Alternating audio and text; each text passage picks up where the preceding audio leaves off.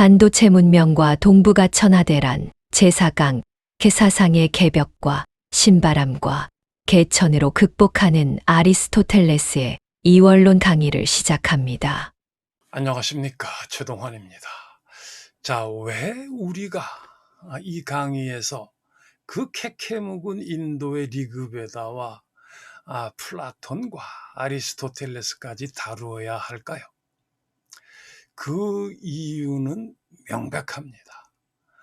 자, 이 시대에 시작하고 있는 전혀 새로운 문명인 반도체 문명에는 전혀 새로운 이 사고의 틀이 필요하면서 지난 3000년 동안 동서양을 지배해오던 그 사고의 틀은 아무런 쓸모가 없어지기 때문입니다. 또한 이미 시작한 이 동북아 대륙의 이 천하대란에는 누구나 다 알고 있는 방법으로는 백전백패하면서 우리 한민족의 생존을 보장할 수가 없기 때문입니다. 자, 그래서 전혀 새로운 사고의 틀인 우리 한국인의 K사상, 한사상과 기존의 사고의 틀인 인도의 리그베다와 플라톤과 아리스토텔레스가 제시하는 그 사고의 틀과 이 비교 검토를 할 필요가 반드시 있는 것입니다. 자, 오늘 강의를 할 이 아리스토텔레스는 그의 스승인 플라톤의 그 이데아와 이 현상세계가 분리된 이원론을 형상과 진료로 바꿔서 하나로 결합을 했습니다. 그러나 그 원리의 바탕은 여전히 인도의 리그베다, 그리고 그의 스승 플라톤, 자, 더 멀리는 이 힘이 지배하는 침팬지 공동체의 그 수직적 계급 구조의 지배와 피지배의 이원론 그대로입니다. 자, 오늘 이 강의는 이 아리스토텔레스의 이원론을 수평적 평등 구조로 개혁을 하는 K사상 한사상의 개벽과 신바람과 개천으로 혁신하는 혁명이 불가피하다라고 하는 사실을 설명합니다. 자, 또한 오늘 아리스토텔레스의 강의의 핵심이라고 할 수 있는 것은 그 아리스토텔레스의 가능태와 현실태의 그 수직적 계급 구조의 이원론입니다. 자, 이제부터 이 아리스토텔레스의 이원론이 가장 적나라하게 드러난 그의 책 정치학의 내용에서 아리스토텔레스의 이원론을 확인을 해봅시다. 생명이 있는 것은 혼과 몸으로 구성되는데 이 중 전자는 본성적으로 치자이고 후자는 피치자이다. 수컷은 본성적으로 더 우월하고 암컷은 열등하다. 그래서 수컷이 지배하고 암컷은 지배받는다. 그리고 이런 원칙은 인간관계 전반에 적용되어야 한다. 말하자면 몸을 사용하는 것을 업으로 삼되 그럴 경우 최상의 성과를 올릴 수 있는 인간들은 모두 본성적으로 노예이며 이들은 모두 앞서 말한 원칙에 따라 주인의 지배를 받는 편이 더 낫다. 노예라는 용어를 비엘라스인들에 국한한다. 엘라스인들은 자기들이 고향에서뿐만 아니라 어디서나 고귀하다고 여기는 반면 비엘라스인들은 그들의 고향에서만 고귀하다고 여기는 것이다. 자, 아리스토텔레스는 이 생명의 과정을 단순하게도 가능태와 현실태의 그 수직적 계급 구조의 이원론으로 설명을 했습니다. 그리고 지난 2500년 동안 이 이론은 그대로 진리로 받아들여지고 있습니다. 자, 한 가지 또 예를 들면은, 자, 놀랍게도 20세기 핵심 과학자 중 한 사람인 하이젠베르크의 책 부분과 전체와 같이 이 시대의 모든 과학자들에게 큰 영향을 미친 책에도 이 아리스토텔레스의 가능태와 현실태 이론이 진리처럼 다루어지고 있을 정도입니다. 그러니 다른 것은 따로 볼 필요도 없는 것입니다. 자, 오늘 강의에서 이 아리스토텔레스의 가능태와 현실태 이론에 아주 치명적인 문제가 있다라고 하는 사실이 밝혀지면서 이 현대 과학도 치명적인 결함이 있다라는 사실이 밝혀질 겁니다. 자, 이 가능태와 현실태 이론에 근본적인 문제가 있다라고 하는 사실을 밝혀낸 사상가가 바로 니콜라이 하르트만이며 그의 책이 존재학 양상론입니다. 자, 세계 철학사를 쓴 이 슈테리키는 이 하르트만을 화이트헤드와 함께 20세기 최대의 사상가로 기록하고 있습니다. 자, 하르트만은 이 아리스토텔레스의 이 가능태와 현실태가 이 생명의 과정을 전혀 설명할 수 없고, 더군다나 가능태와 현실태의 사이가 텅 비어 있다는 사실을 찾아냈습니다. 자, 이 의미심장한 발견에 대해서 지금까지 서양 사상가들은 그 누구도 관심을 가진 사람이 없었습니다. 더 재미있는 것은 이 하르트만 자신도 이 발견에 대해서 중요하게 생각하지 않고 그 내용을 더 이상 발전시키지 않았다는 점입니다. 자, 이 하르트만의 이 발견은 오로지 대한민국의 이 최동환만이 중요하게 받아들인 것 같습니다. 자, 왜냐하면 이 하르트만이 제시한 가능태와 현실태의 문제를 천부경에 담겨 있는 생명의 과정인 홍익인간 과정이 완벽하게 해결하면서 지금까지 없었던 한사상, K사상 한사상의 그 체계를 완성하기 때문입니다.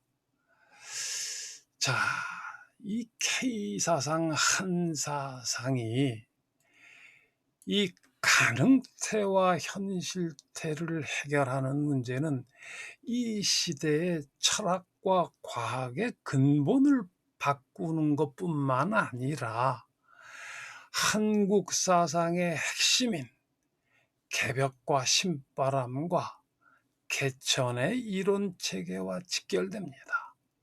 바꾸어 말하면 한국 사상의 그 핵심인 이 동학혁명과 3.1운동, 임시정부의 독립투쟁, 그리고 4.19 혁명, 5.18 광주 민주화 운동 등을 설명하는 데 있어서 필수 불가결의 요소가 되는 것입니다.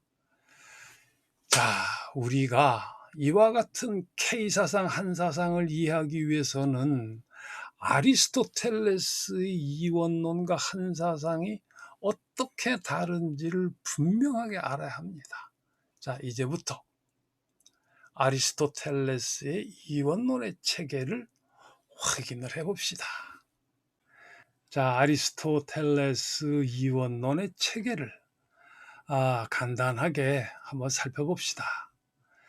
플라톤은 이데아와 현상 세계를 설명하면서 양자가 분리된 것으로 설명을 했는데, 아리스토텔레스는 그것을 형상과 진료로 설명하면서 이 양자가 결합된 것으로 설명했습니다.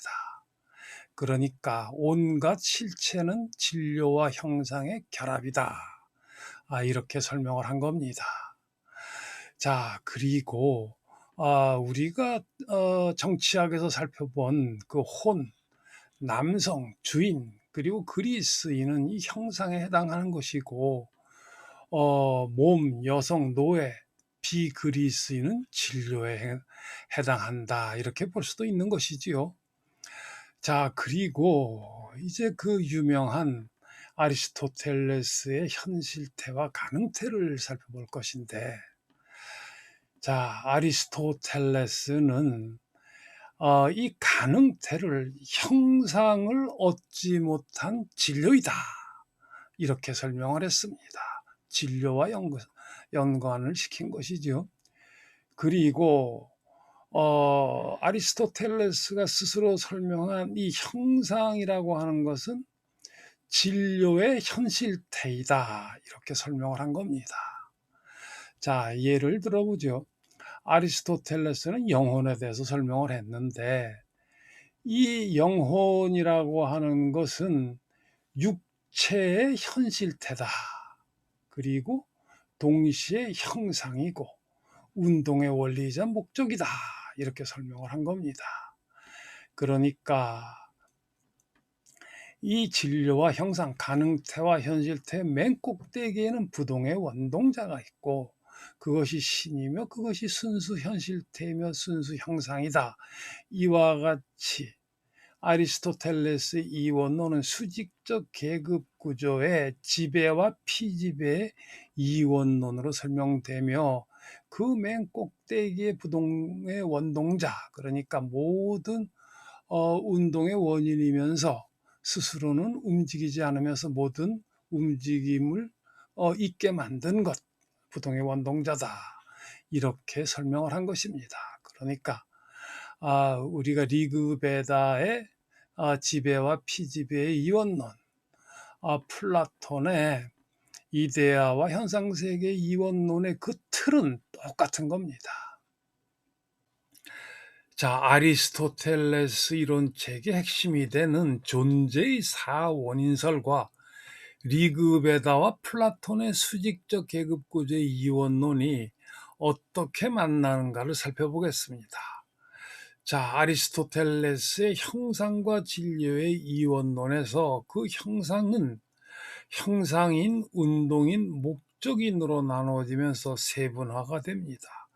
그리고 그렇게 됨으로 해서 아리스토텔레스는 사원인설을 만들게 되면서 대단히 설득력이 있는 내용을 가지게 됩니다. 그러나 그 구조는 아리안족의 리그베다의 지배와 피지배의 이원론, 그러니까 지배계급인 아리안족이 브라만, 크샤트리아, 바이샤로 나누게 되고, 피지배계급인 수드라가, 그러니까 드라비다족이 되면서 지배와 피지배의 이원론이 되는데, 그 구조가 보시다시피 대단히 유사합니다. 그리고 이미 살펴본 바와 같이 플라톤은 이 리그베다의 지배와 피지배의 이원론을 황금, 수호자는 황금으로 상징하고, 보조자, 그러니까 군인은 은으로 상징되고, 장인, 상공업은 청동으로 상징되고, 농부는 철로 상징이 됩니다. 이와 같이 지배자와 피지배자의 이원론이 플라톤의 국가에서 설명되면서 그것을 리그베다와의 수직적 계급구조의 이원론과 놀랍도록 유사하고, 아리스토텔레스의 사원인설은 이와 같이 아리안족 리그베다와 플라톤의 국가의 수직적 계급구조의 이원론과 놀랄 만큼 똑같은 내용이 되는 것입니다. 자, 이 지배와 피지배의 이원론은 침팬지 사회와 리그베더와 플라톤, 아리스토텔레스 이원론의 공통점입니다. 이와 같이 마른 목골의 지배와 피지배의 이원론이 되는데, 이것을 45도로 기울이면 이 천부경의 천부도와 같이 이렇게 정사각형의 도형이 나타납니다. 바로 이것이 몸과 마음을 통합한, 하늘과 땅을 통합한 개벽의 상태가 되는 것입니다.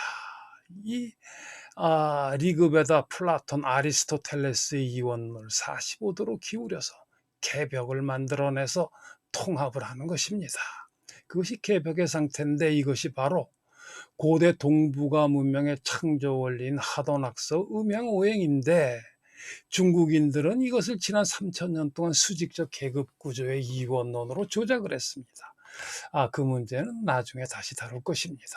자, 이와 같이 몸과 마음, 하늘과 땅이 하나로 통합된 이 정사각형의 천부도에 중심이 생기면 그것이 바로 신바람이 되는 것이고, 그리고 그 중심이 이와 같이 사각형이 생겨서 가운데가 36이고 외부가 64가 되면은 바로 이것이 태극인 머리가 몸과 마음인 64개를 자유롭게 움직이는 개천의 상태가 되는 것입니다.